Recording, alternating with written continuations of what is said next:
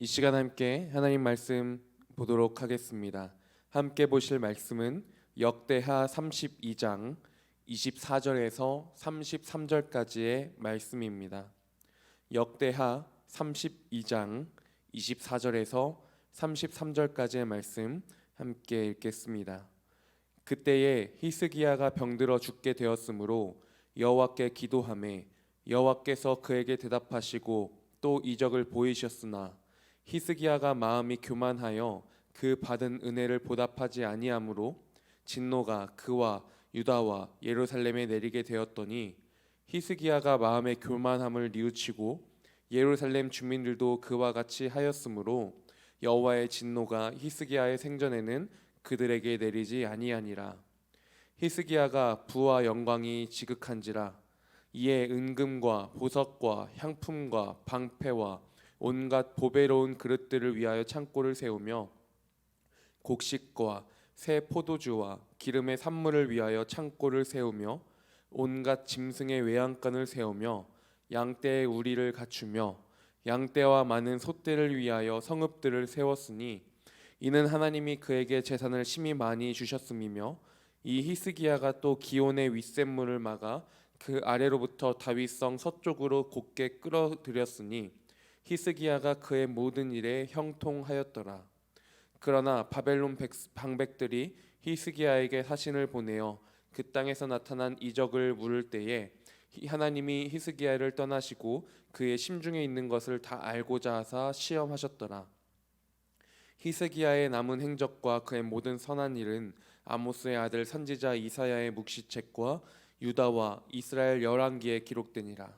히스기야가 그의 조상들과 함께 누움에 온 유다와 예루살렘 주민이 그를 다윗 자손의 묘실 중 높은 곳에 장사하여 그의 죽음에 그에게 경의를 표하였더라.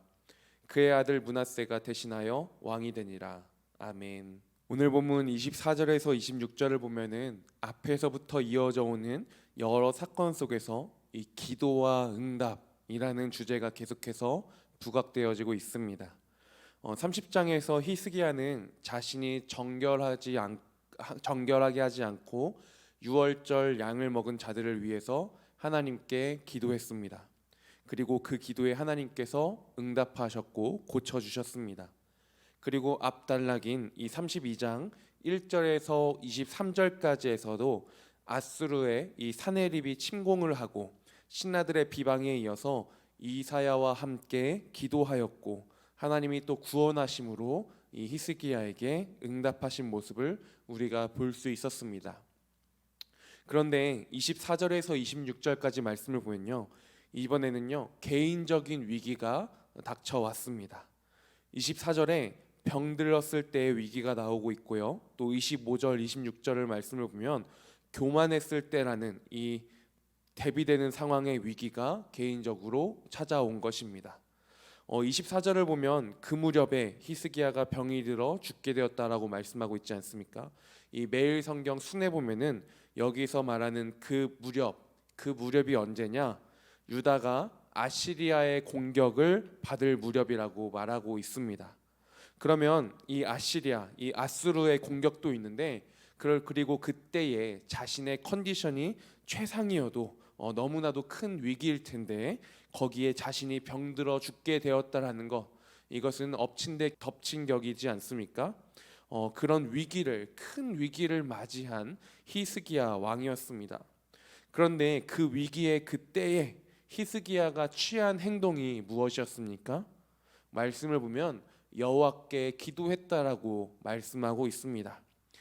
시대적으로 순서를 보면 좀 순서가 바뀌어져 있는데요, 어제 본문인 이 32장 20절에서도 아수르 군대가 예루살렘을 위협하는 그 국가적 위기 속에서도 히스기야 왕과 이사야가 함께 하늘을 바라보며 부르짖어 기도했다라고 말씀하고 있습니다. 그리고 오늘 본문에서도 역시 이 개인의 위기의 순간에서도 24절에 그때 히스기야가 병들어 죽게 되었으므로 여호와께 기도하매 주님께 기도했다라고 말씀하고 있는 것을 우리는 오늘 본문 가운데서 볼 수 있습니다. 앞에 왕들을 보면요, 병도 들고 어떤 일도 당하고 그런 여러 가지 상황들 속에서 여호와 하나님께 회개하라, 돌이키라, 나를 신뢰하라, 나에게 부르짖어라 말씀하시는 그 하나님의 음성을, 그 사인을 듣지 못하였고 바라보지 못하였던 왕들을 우리가 많이 볼 수 있었습니다. 바로 그때에 하나님을 바라보지 못했던, 하나님께 기도하지 아니하였던, 하나님께 나아가지 아니하였던 그런 왕들의 모습. 그런데 반대로 이 히스기야 왕은 그때에 눈을 들어 주님을 바라보고 기도한 것입니다. 저는 이런 오늘 본문 속에서 그때에 우리가 하나님을 바라보고 기도하기를 원하시는 그런 하나님의 모습을 보았습니다. 그런데 이제 죽게 되었던 그 상황에서도 기도했고 주님께서 응답하시고 회복될 것이라는 징조 또한 이 히스기야 왕에게 주셨었는데, 그 25절에 보니까요, 히스기야가 마음이 교만하여 그 받은 은혜를 보답하지 아니하므로 진노가 그와 유다와 예루살렘에 내리게 되었더니 라고 말씀하고 있습니다. 교만한 마음으로 받고 받은 은혜에 감사함이 없었다라는 것입니다. 그러고 보면요, 이 기도를 하는 것도 굉장히 중요합니다. 그런데 또한 기도의 응답을 받는 우리의 중심도 중요하다라는 것을 오늘 말씀을 통해서 우리는 볼 수 있는 것 같습니다. 이런 오늘 본문 속에서 저는 아까 이제 기도하기를, 우리가 그 상황 속에서 하나님을 바라보고 기도하기를 원하시는 하나님의 모습도 보았지만, 더욱이 기도하는 겸손함을 기뻐하시는 하나님, 그리고 또한 은혜에 감사하는 겸손함, 그리고 겸비함을 기뻐하시는 하나님의 모습 또한 볼 수 있었습니다. 그렇게 교만한 마음으로 은혜에 감사하지 않았고 그 일 가운데 하나님께서 기뻐하지 않으신 것입니다. 그리고 하나님의 진노가 이 히스기야와 유다 백성과 예루살렘 주민에게 내렸다라고 25절에 말씀하고 있습니다. 그리고 이어지는 26절을 보면 이 히스기야가 다시 교만했던 자신의 모습을 뉘우치는 모습을 볼 수 있지요. 역시나 그때의 어려운 그 상황에서도 그때의 하나님을 바라보아야 할 줄을 알았고 그렇게 하나님을 바라보았고 하나님께 나아간, 그렇게 뉘우친 히스기야의 모습입니다. 정말 많은 은혜를 받았던 히스기야였음에도 불구하고 그렇게 교만하여졌고 무너졌었던 그런 모습이, 그런 삶이었는데, 또 이후에 다시 돌이켜 회개함으로 나아갔던 히스기야.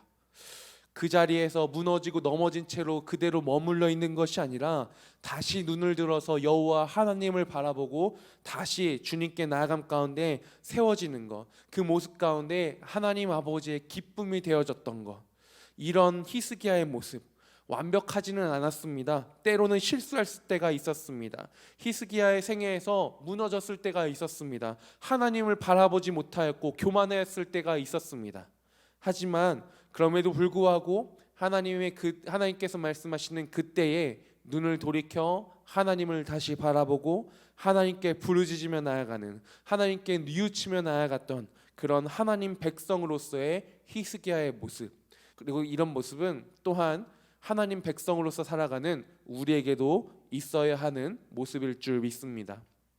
우리 또한 교만해질 때가 있다라는 거지요.